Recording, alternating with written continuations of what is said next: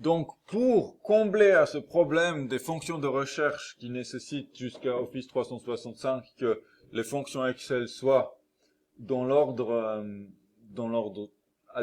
trié, on doit utiliser deux fonctions, on doit combiner deux fonctions. Une des fonctions s'appelle index. Elle va nous donner la position d'une valeur qu'on a cherchée. Par exemple,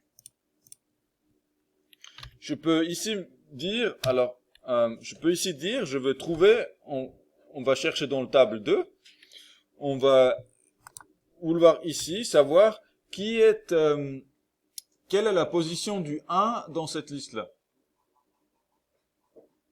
Le 1, ça va être en première position. Alors peut-être prenons le 2, ça va être plus intéressant. Quelle est la position du rang 2 dans cette liste-là? Donc qu'est-ce que je vais faire? Je vais utiliser la fonction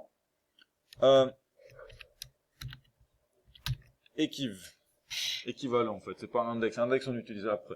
Donc utilise la fonction équivalent. Elle renvoie la position relative d'un élément dans une matrice qui correspond à une valeur spécifique dans un ordre spécifique. Alors, je vais aller chercher maintenant la valeur 2 dans le tableau ici. Par défaut, vous allez voir que ça marche pas. Pourquoi ça marche pas? Parce qu'il a lui aussi des options. Le petit paramètre type ici, il dit comment il fait sa recherche. Et si on est en fonction par défaut, il suppose aussi que le tableau est trié. Donc ce qu'il faut rajouter en plus, c'est un 0 pour dire une correspondance exacte. Si on met 1, ça veut dire qu'il cherche la première valeur qui est inférieure à 2. Et ça, c'est le défaut. Vous voyez, si je mets 1, il va prendre la première valeur qui est inférieure à 2, ben, c'est le 1 en première position. Si je lui mets comme valeur moins 1, il va prendre la première valeur supérieure à 2, ou je sais pas, il n'a pas trouvé. Donc je sais pas ce qu'il fait, mais ce qu'il nous faut, c'est le 0.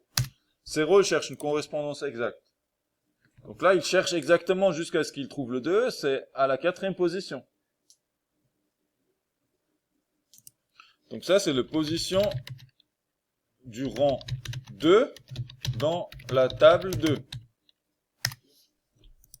Je vais juste faire mise en forme, alignement, renvoyer la ligne. Ok. Oui? Le rôle du 0, c'est de lui dire comment il faut qu'il cherche.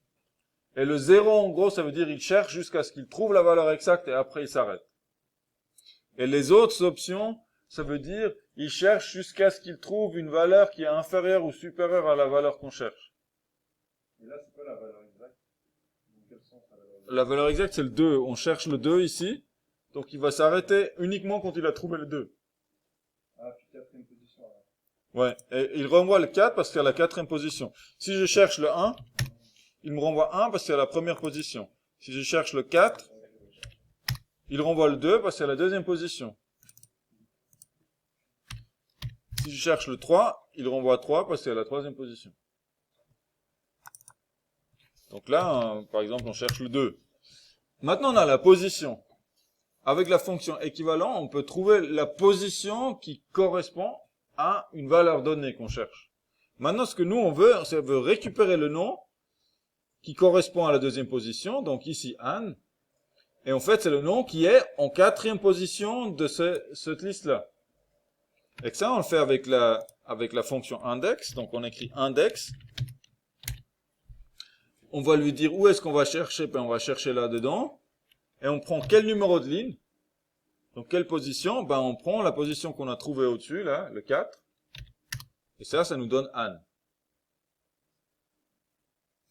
Là, je l'ai fait en 2 étapes. On peut regrouper le tout dans une étape. Là, à la place de faire H6 référencé là, je peux directement prendre la formule à la place de la valeur. Par exemple, là, je pourrais mettre 4.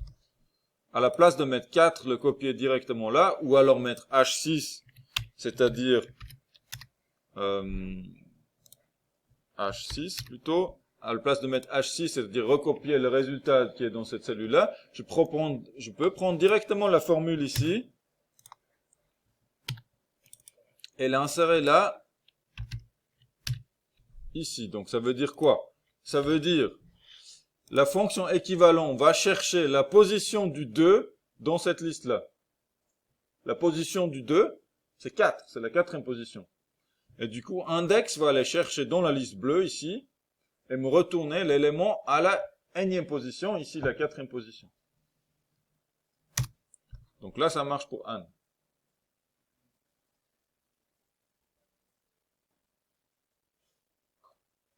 Oui. Donc il faut qu'on combine les deux. Là, j'ai fait la même chose pour Eve et Max. Donc on prend le... il faudrait, en table 1, qui va jouer, c'est le vainqueur de la table 1. Et puis le deuxième de la table 1. Plus on va mettre le premier de la table 2 et deuxième de la table 2. Donc on va recopier cette formule-là qui nous arrange. Faut faire escape, on va la mettre là. Et on va lui dire, on cherche la première position d'abord. C'est Léa. Et puis après, on cherche la deuxième position. C'est Anne. Donc à la fin, on retrouve ici avec cette fonction-là. Donc si vous prenez cette formule-là, ça peut remplacer les recherches et ça n'a pas besoin que ce soit trié. À condition de mettre le 0 en troisième paramètre de equiv. Donc equiv, ça vient de équivalent, ça cherche une valeur qui est équivalent à 1 dans la zone rouge. Et si on met 0, ça nécessite pas de tri, sinon il y a besoin d'un tri. Et du coup, ça nous renvoie la position de la valeur qu'on cherche dans la plage rouge. Donc si c'est la position 3, il nous renvoie 3. Et puis après, avec index, on peut aller dans une autre zone ou dans la même. Dans la zone bleue, on peut aller chercher un élément à une certaine position. Donc en combinant les deux fonctions, on peut arriver à faire notre recherche. Est-ce que vous avez des questions par rapport à ça?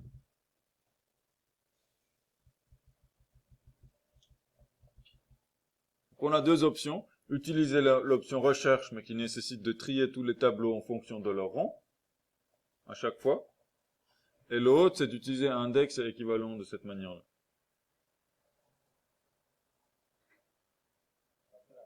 Donc si on regarde la formule plus en détail, on a en fait une imbrication de fonctions. On a une première fonction qui est index, qui prend deux paramètres. Donc la fonction index, elle prend une plage de recherche, plage de cellules, et puis un numéro de ligne. Et c'est ce numéro de ligne qui va être renvoyé. Donc ici, c'est le B4 à B8 qui joue le rôle de plage de cellules, de laquelle on récupère le résultat. Pour trouver le numéro de ligne, on utilise toute une fonction. Donc ça correspond à un numéro de ligne. Le résultat de la fonction equiv va nous donner notre numéro de ligne.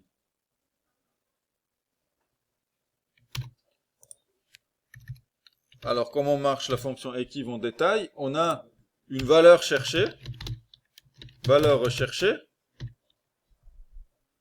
qui vient d'abord. Ensuite, on a une plage, cellule. On a une plage, et puis après, on a une option, c'est le type de recherche. Nous, on met 0 pour le type de recherche parce qu'on veut qu'il ignore le tri, il ne considère pas que notre plage est triée parce qu'elle ne l'est pas. On met la plage dans laquelle on cherche, et puis la valeur qu'on cherche. Donc là, ça peut être 2, ça peut être Fritz, ça peut être Schtroumpf, ça peut être 0,5, c'est selon la valeur qu'on cherche. Une valeur exacte.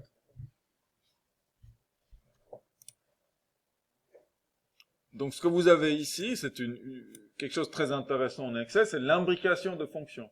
C'est-à-dire on a une première fonction index qui attend comme deuxième paramètre un numéro de ligne, mais ce numéro de ligne, on ne le connaît pas, on le calcule avec la fonction equiv. Donc combinant ainsi ces deux fonctions, on arrive à faire exactement ce qu'on aimerait.